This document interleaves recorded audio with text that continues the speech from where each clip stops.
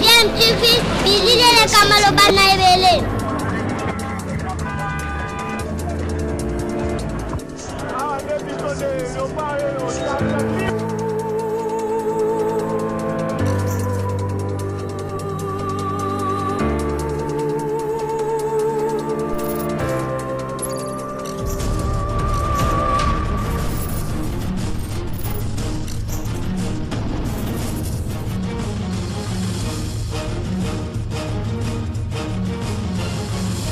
DMTV toujours en avant.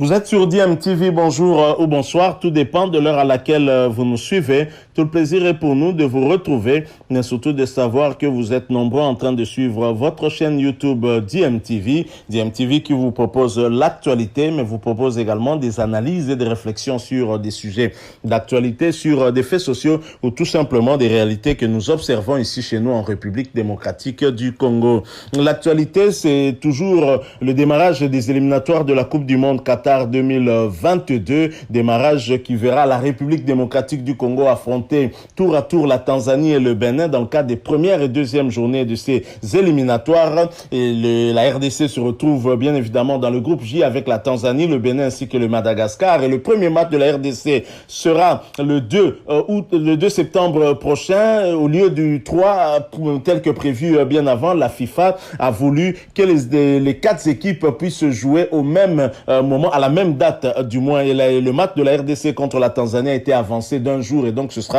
plutôt le 2 septembre prochain. Évidemment, en vue de préparer cette rencontre, le staff technique a publié une liste de 24 joueurs qui doivent justement affronter les deux pays, la Tanzanie ainsi que le Bénin pour la première et deuxième journée. Et dans cette liste d'Hector Hall Cooper, il n'y a que 2 joueurs évoluant ici au pays. Il s'agit des 2 gardiens de but, Siadi Badjo du tout-puissant Mazembe Anglebert ainsi que de Hervé Lomboto. Et nous avons évidemment aussi quelques joueurs évoluant en Afrique, mais pour la plupart le contingent important vient d'Europe. C'est vrai que de l'Asie aussi, du Moyen-Orient. Mais il y a une réflexion que nous voulons partager avec vous, une réflexion soulevée par Patrick Lupika qui nous a semblé pertinente à partager avec vous. C'est que nous risquons de tomber en tout cas sur la même situation à laquelle nous étions confrontés lors des 2 dernières journées des éliminatoires de la Coupe d'Afrique 2021 qui va se jouer au Cameroun avec le forfait d'un certain nombre de joueurs tels que Gaël Kakuta, Yohan Wissa, qui ne pouvaient pas rejoindre le pays à cause justement de cette problématique de Covid-19 et des mesures qui avaient été prises du côté de la France notamment et de l'Angleterre. Et alors que les autres pays avaient pris des dispositions pour ramener leurs joueurs au pays, nous n'avons rien pris comme disposition. On a préféré faire avec ce que nous avions et cela nous a coûté évidemment cette qualification aussi, alors qu'il suffisait pour nous de faire un match nul au Gabon pour espérer nous qualifier pour cette Coupe d'Afrique des Nations. Alors maintenant, avec cette liste de 24 joueurs, très clairement, on peut dire qu'on n'a pas prévu une telle situation. Est-ce que si une chose pareille arrivait, comment allons-nous réagir? Je propose d'abord d'écouter Patrick Lupika qui ramène justement ce débat et je pense que son analyse ou sa réflexion va vous toucher. Elle est pertinente en tout cas pour moi. Suivons-le, nous allons nous retrouver pour la conclusion. Et bien entendu, vous êtes toujours sur DMTV. Si vous êtes nouveau ou ancien mais que vous ne vous êtes pas encore abonné, n'hésitez pas s'il vous plaît, abonnez-vous et n'oubliez pas d'activer aussi la cloche de notification en cliquant tout simplement sur celle que vous verrez apparaître dès que vous serez abonné, parce qu'elle vous permettra de ne plus rien manquer, mais alors rien manquer des prochaines vidéos, prochains sujets que nous allons vous proposer. Suivant Patrick Lupika, nous nous retrouvons tout de suite après. Parler d'un point très important, parce que c'est peut-être un aspect que les gens n'ont pas prévu en établissant cette liste uniquement des joueurs venant de l'Europe. Est-ce que la réalité aujourd'hui, c'est que nous risquons de tomber dans ce qu'on a eu à connaître lors des 2 dernières journées des éliminatoires de la Coupe d'Afrique des Nations Cameroun 2021? Est-ce que la RDC était privée d'un grand nombre de joueurs venant d'Europe? Pourquoi? Parce qu'aujourd'hui, voilà, j'ai suivi la conférence de presse du Dr Mouyembe. Est-ce qu'au jour d'aujourd'hui, la RDC est sur la liste rouge de la France? C'est à peine que la Belgique a sorti la RDC de sa liste rouge. Tu vois pas un Kakuta qui va quitter son club pour se libérer un Kakuta qui est aujourd'hui le maître à jouer, qui a les clés de cette formation du Racing Club de Lens, qu'il vienne dans un pays aujourd'hui listé par la France, dans la liste rouge. Ça, c'est aussi quelque chose qu'on n'a pas prévu en fait. Et au-delà de ça, très important, parce qu'aujourd'hui, on estime qu'il y a les variants Delta en RDC. Aussi, le vrai problème, c'est que c'est vrai, on essaie d'alléger ce qu'il y a comme mesure ici à Kinshasa parce qu'on est maintenant dans la zone verte selon les études de l'INRB et puis avec les docteurs Mouyembe. Orange. On a quitté rouge, on passe de orange jusqu'à la verte. On est dans la zone verte. Mais la réalité aujourd'hui, c'est que je ne sais pas s'il y a changement, mais le match il s'est joué au stade Mazembe de Lubumbashi. Et au jour d'aujourd'hui, Lubumbashi est entre guillemets l'épicentre de l'épidémie. Tout à fait. Lubumbashi aujourd'hui, on a dû dans la zone rouge, évidemment. Est-ce que tu ne vas pas peut-être un club de Bakambu, China Super League, libérer Bakambu durant cette période qu'ils viennent et puis répartir pour une période de quarantaine de 14 jours parce que du côté de la Chine, ils sont rigoureux. Donc, je pense que quand on essaie de regarder tous ces éléments, c'est très important on de risque de se retrouver avec une deuxième liste des réservistes. On convoque les gens et les gens qui vont encore refuser parce que, bon, rappelez-vous, ça s'est produit. Donc, il faut dire que nous sommes dans une position de non-prévoyance. Donc, on n'a pas, visiblement, la dernière convocation des léopards ne nous a pas servi de leçon. Mais il faut tenir compte de tous ces aspects-là, sinon ça sera compliqué.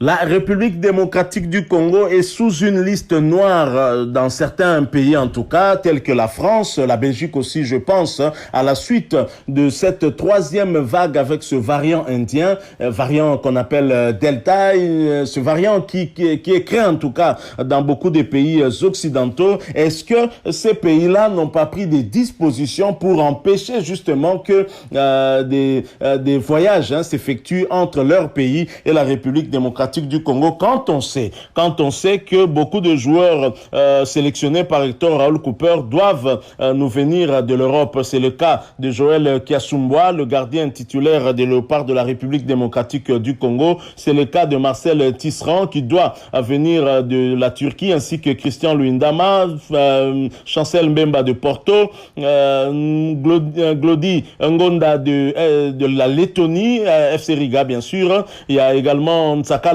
qui viendra de la Turquie, il y a Ikoko qui viendra de la Bulgarie, il y a aussi Gaël Kakuta qui viendra de Racing Club de Lens, Edo Kayembe de la Belgique, Niskins Kebano de l'Angleterre, Mutusami de la France qui viendra de Nantes, Akolo de France également, de Amiens. Il y aura également aussi Mouleka blessé, il ne viendra plus, il était en Belgique. Yannick Bolazi de l'Angleterre, bon lui au moins sans club, mais des mesures du pays hôte peuvent influencer. Il y a aussi Assomba Longa qui viendra d'Adana Sport, sans oublier Cédric Bakambu qui a été souvent confronté à des pareilles situations où il était en France en revenant, mis en quarantaine pour cause de Covid-19. Est-ce que les mêmes causes ne produiront pas les mêmes effets? Au niveau de la Fédération congolaise de football association, quel regard on porte justement sur cette problématique? Est-ce qu'on a eu à prévoir une solution de réchange? Parce qu'en principe, avec Christian Tengi Biembe, on le voyait faire une liste principale et une liste des réservistes au cas où. Mais là, on voit qu'il y a une liste de 24 joueurs. Ça veut dire que c'est une liste définitive. Et en cas de problème tel que soulevé par Patrick Lupika, qu'allons-nous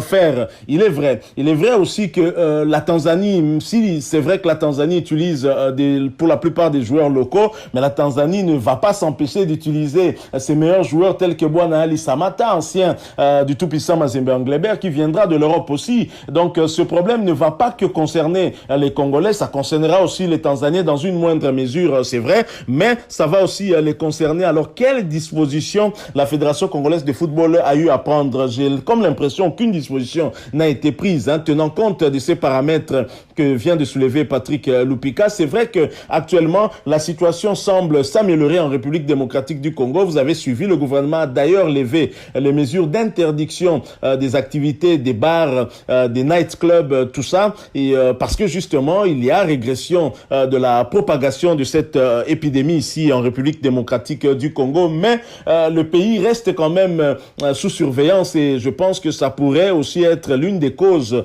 de la du forfait d'un certain nombre de joueurs congolais. Donc, on doit déjà prévoir, en cas d'absence, quel joueur pourra remplacer. Je pense que ce sera une très bonne chose. Donc, je partage vraiment cette réflexion de Patrick Lupika et je pense que la fédération devrait la suivre et devrait aussi parler avec Hector Raoul Cooper qui visiblement n'a pas tenu compte de tout cela et c'est à la fédération justement de lui apporter toutes les informations pouvant lui permettre de prévoir en cas d'absence quel joueur pourrait être remplacé. C'est vrai que je pense qu'il ne va pas aller très loin pour puiser les remplaçants. Il va peut-être se baser sur la liste qu'il avait lors de ce stage de la Tunisie, une liste au départ qui avait été confectionnée par son adjoint Daouda Lupembe. Voilà, nous sommes arrivés à la fin de cette petite réflexion que nous avons voulu partager avec vous, que nous espérons vous aura intéressé. Et si c'est le cas d'ailleurs, laissez-nous un maximum de j'aime. Merci de partager aussi avec nous votre opinion sur ce sujet, sur cette réflexion, en nous la laissant carrément dans les commentaires. On va bien sûr continuer à échanger avec vous dans la mesure du possible. Vous êtes nouveau ou ancien dans cette chaîne DMTV, mais vous ne vous êtes pas encore abonné, n'hésitez pas s'il vous plaît, abonnez-vous et n'oubliez pas d'activer la notification en cliquant tout simplement sur la petite cloche que vous verrez apparaître dès que vous serez abonné parce qu'elle vous permettra de ne plus rien manquer des prochaines vidéos que nous allons vous proposer. Encore une fois, merci à vous. Nous espérons vous retrouver très bientôt avec un autre sujet d'actualité. Bien sûr, si Dieu nous prête vie. En attendant, portez-vous bien et votre chaîne YouTube DMTV vous dit au revoir.